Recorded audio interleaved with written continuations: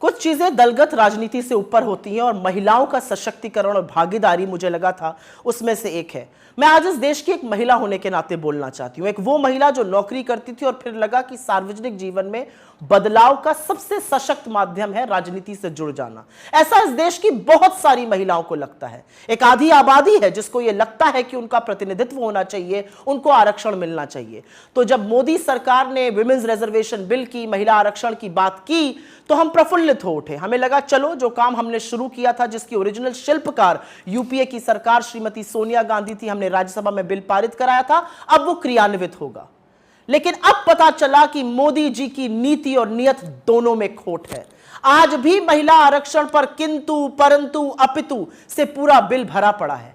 आज भी यह जुमला इसलिए दिया गया क्योंकि अपनी आगामी हार साफ दिख रही है और मोदी जी के स्कोर कार्ड पर नील बटा सन्नाटा है। तो महिलाओं को एक जुमला दे दिया गया महिला आरक्षण का, लेकिन असलियत इस बिल में साफ हो गई, क्योंकि यह बिल साफ तौर से कहता है कि महिला आरक्षण तभी होगा जब पहले जनगणना होगी, फिर डिलिमिटेशन होगा और उसके बाद महिला आरक्षण क्रियान्वित होगा। मतलब 2029 से पहले महिला आरक्षण संभव ही नहीं है। जिन लोगों को लग रहा था कि 2024 में 10 साल सत्ता चलाने के बाद मोदी जी एक काम तो अच्छा कर जाएंगे, उनको भी ठग लिया मोदी जी ने। आज इस देश की महिलाएं अपने आप को ठगा महसूस कर रही हैं, क्योंकि डिलिमिटेशन, जनगणना होते होते 2029 तक ही यह संभव हो पाएगा।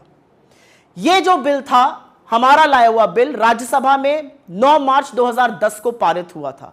अगर आपकी नीति और नियत साफ होती तो आप उसी बिल को लोकसभा में लाते, बिना कंडीशन के उसको पास कराते और महिला आरक्षण एक रियलिटी बनता। लेकिन असलियत यह है कि आपने महिला आरक्षण के नाम पर भी देश की आधी आबादी को एक जुमला थमा दिया।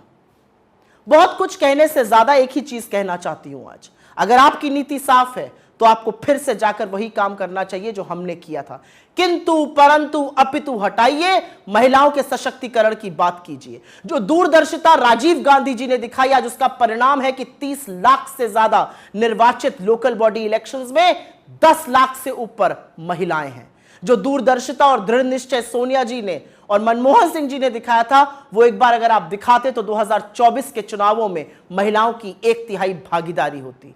लेकिन अब जो आपने किया है वो एक इवेंट था, वो जुमला था। आपको नए सदन में जाना था, एक बड़ा इवेंट करना था, और बड़े इवेंट को करने के बाद निकला क्या? खोदा पहाड़ और निकली चूहिया। खोदा पहाड़ और पता चला 2024 में नहीं, ये तो 2029 में शायद संभव हो पाएगा। अगर आप चाहते तो आप जनगणना 2020 से 23 के बीच में करा सकते थे। सब कुछ हुआ लेकिन जनगणना नहीं हुई। फिर भी आपने जनगणना को और डिलिमिटेशन को एक क्राइटेरिया बनाया। तो देश की महिलाएं आपसे आज सवाल पूछ रही हैं कि अपने जुमलों का शिकार आपने इस देश की आधी आबादी को भी बना दिया।